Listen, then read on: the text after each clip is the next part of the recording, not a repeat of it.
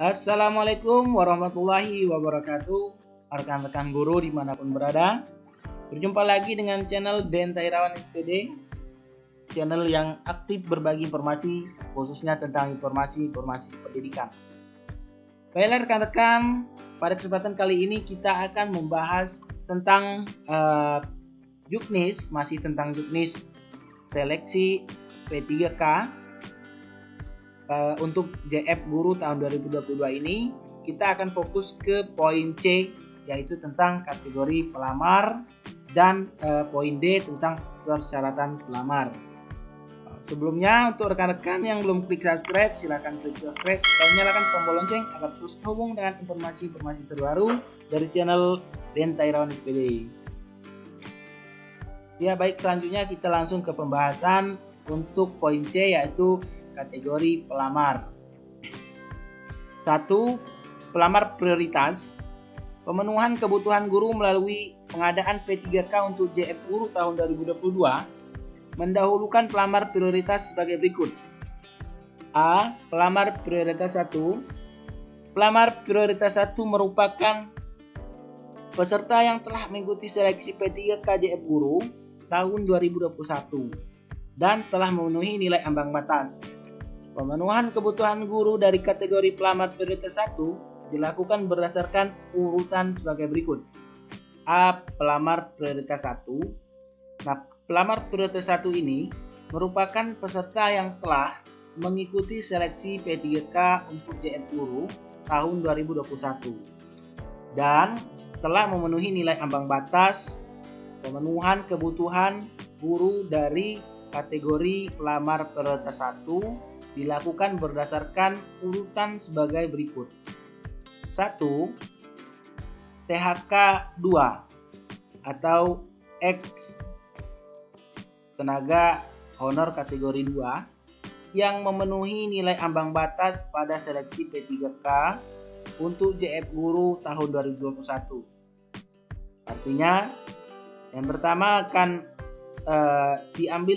diprioritaskan dari THK 2 yang memenuhi nilai ambang batas pada seleksi P3K JF Guru tahun 2021. Selanjutnya yang kedua, apabila pemenuhan kebutuhan guru masih belum terisi, maka diambil dari yang kedua, yaitu guru non-ASN yang memenuhi nilai ambang batas pada seleksi P3K untuk JF Guru tahun 2021.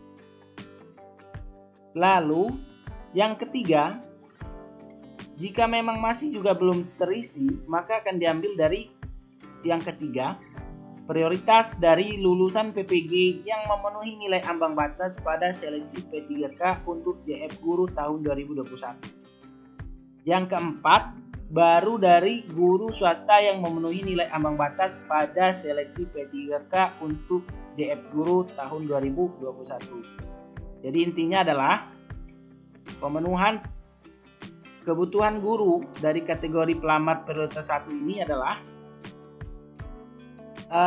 diambil dari peserta yang pernah mengikuti seleksi P3K pada tahun 2021 dan memenuhi nilai ambang batas. Adapun pengambilan urutan pemenuhannya diambil dari prioritas 1 atau A.1 ya. Diambil lagi dari THK 2, baru kemudian dari guru non ASN, lalu dari lulusan PPG, yang terakhir baru dari guru swasta. Ini harus kita cermati pada bagian ini, karena ini sangat penting untuk kita bisa mengukur sebagaimana besar peluang yang kita miliki untuk menjadi prioritas dalam seleksi P3K kali ini.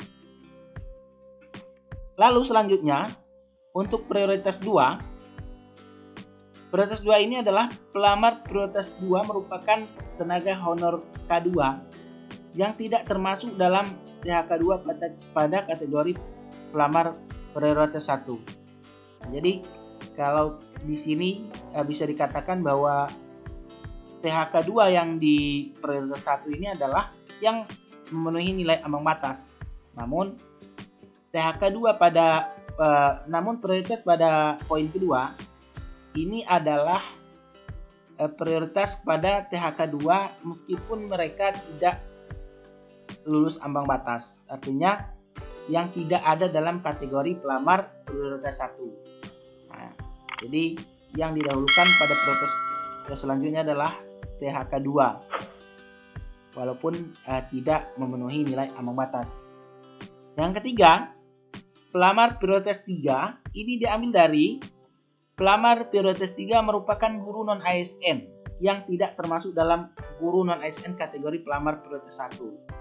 Nah, kalau guru non-ASN yang prioritas 1 tadi ini di poin 2 di sini, ini dikatakan bahwa memenuhi nilai ambang batas. Maka di sini dikatakan bahwa pelamar prioritas 3 ini adalah guru non-ASN yang tidak masuk pada prioritas 1. Yang dimaksud adalah meskipun tidak memenuhi nilai ambang batas, namun terdaftar pada Dapodik. Ini dibuktikan dengan memiliki keaktifan mengajar selama minimal 3 tahun atau setara dengan 6 semester atau pada Dapodik. 6 semester pada Dapodik. Nah, ini syarat untuk prioritas yang ketiga. Kategori pelamar yang kedua ini diambil dari umum. Nah, pelamar umum ini terdiri dari 2 poin, yaitu lulusan PPG yang terdaftar pada database lulusan PPG Kemdikbudristek, dan yang kedua pelamar yang terdaftar di Dapodik. Jadi ketika dia pelamar umum belum masuk Dapodik, ini masih diprioritaskan timbang daripada pelamar yang terdaftar di Dapodik namun belum lulus PPG. Nah, artinya jika formasi masih belum terpenuhi oleh pelamar umum poin A, maka baru diambil dari pelamar umum poin B. Pelamar umum poin B ini yaitu pelamar yang terdaftar di Dapodik. Selanjutnya persyaratan pelamar. Pelamar harus memenuhi persyaratan umum sebagai berikut. Yang pertama, warga negara Indonesia. Yang kedua, usia paling rendah 20 tahun, paling tinggi 59 tahun pada saat pendaftaran. 3. Tidak pernah dipidana dengan pidana penjara berdasarkan putusan pengadilan yang berkekuatan hukum tetap karena melakukan tindak pidana dengan pidana penjara 2 tahun atau lebih. Yang keempat, tidak pernah diberhentikan dengan hormat, tidak atas permintaan sendiri atau tidak dengan hormat sebagai pegawai negeri sipil, P3K, prajurit, Tentara Nasional Indonesia atau TNI, anggota Kepolisian Negara Republik Indonesia atau pegawai swasta. Yang kelima, tidak menjadi anggota atau pengurus partai politik atau terlibat politik praktis. Yang keenam, memiliki sertifikat pendidik dan atau kualifikasi pendidikan jenjang paling rendah S1 atau diploma 4 D4 sesuai dengan persyaratan.